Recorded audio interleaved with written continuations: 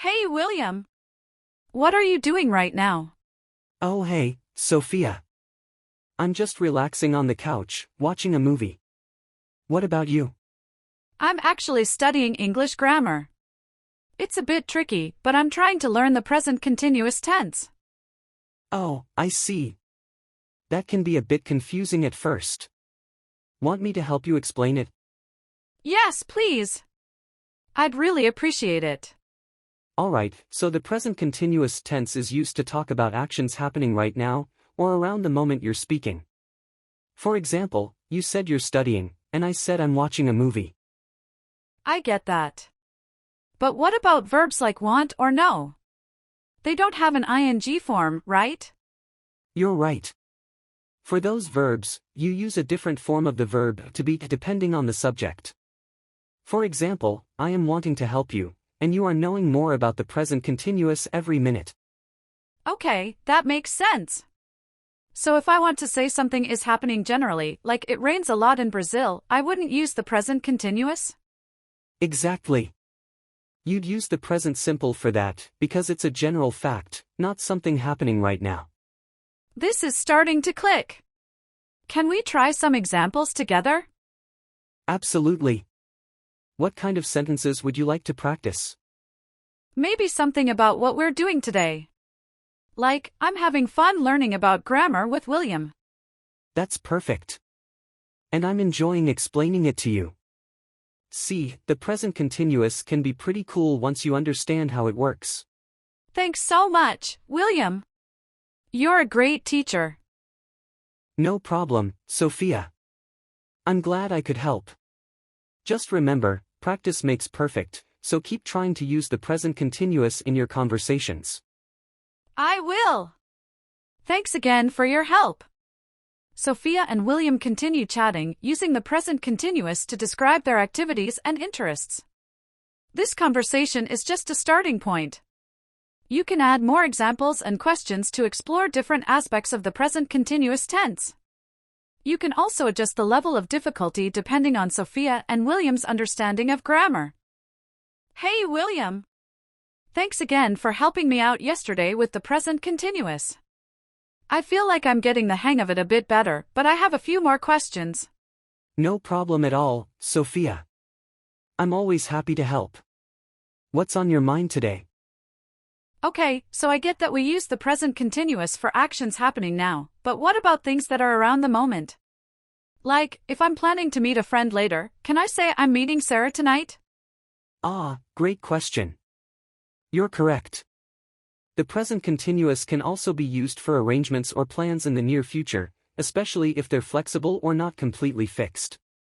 So, I'm meeting Sarah tonight works perfectly. Cool. What about something like I'm working on a project for school?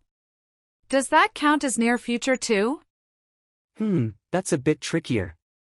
The present continuous can imply something happening right now, but in this case, it could also mean you're generally working on the project over a longer period. To be more specific, you could say, I'm currently working on. Or, I've been working on. Depending on the time frame. I see, that makes sense. And what about using the present continuous to talk about things that are always happening, like the sun is shining?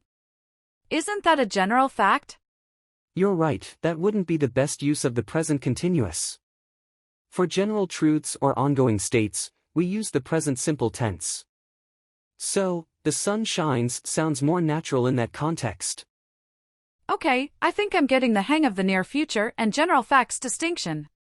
But what about if something is temporarily happening around now, but it might not continue for long? That's another great point. For temporary situations, especially ones that might change soon, the present continuous is perfect.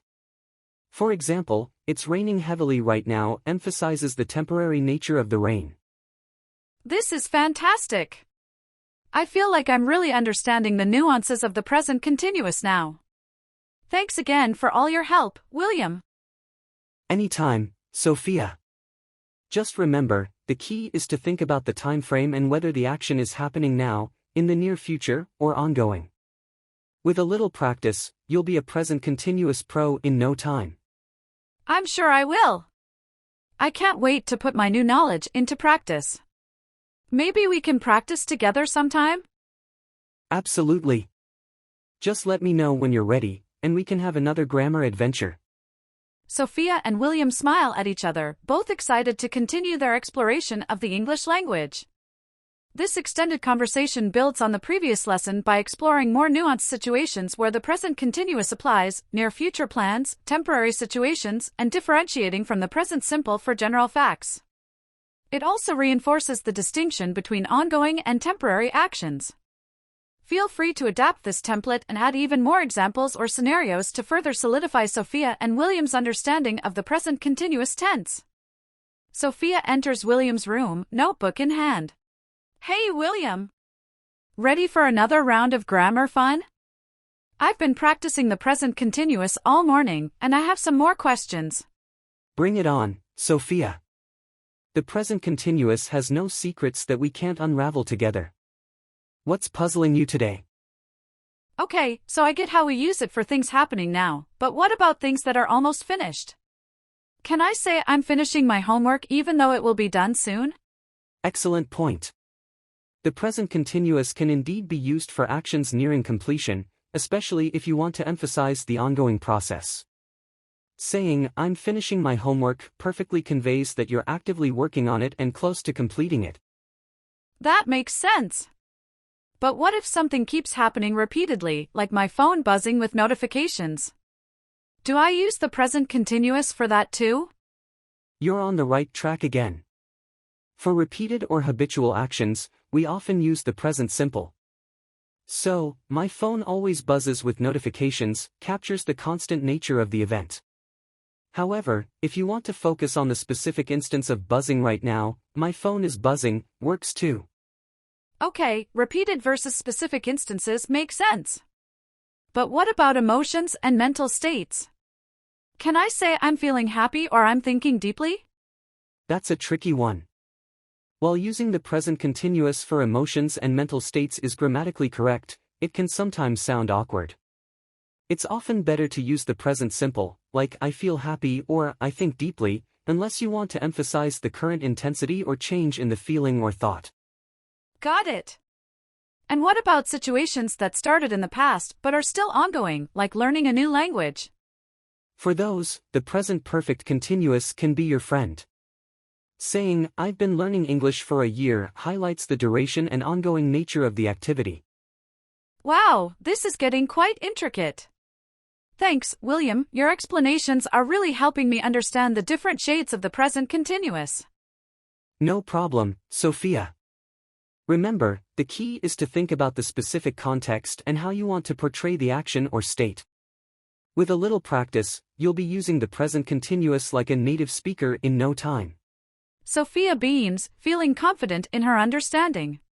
Thanks again, William. I can't wait to conquer other grammar challenges with you by my side. Anytime, Sophia. Just remember, the journey of learning English is always full of exciting discoveries. Let's keep exploring. Sophia and William share a knowing smile, ready for their next linguistic adventure. This continuation delves deeper into trickier aspects of the present continuous, focusing on nearing completion, repeated actions, emotions, ongoing past situations, and the nuance of the present perfect continuous. With its conversational format and humor, it further solidifies Sophia's comprehension while encouraging continued exploration of the English language.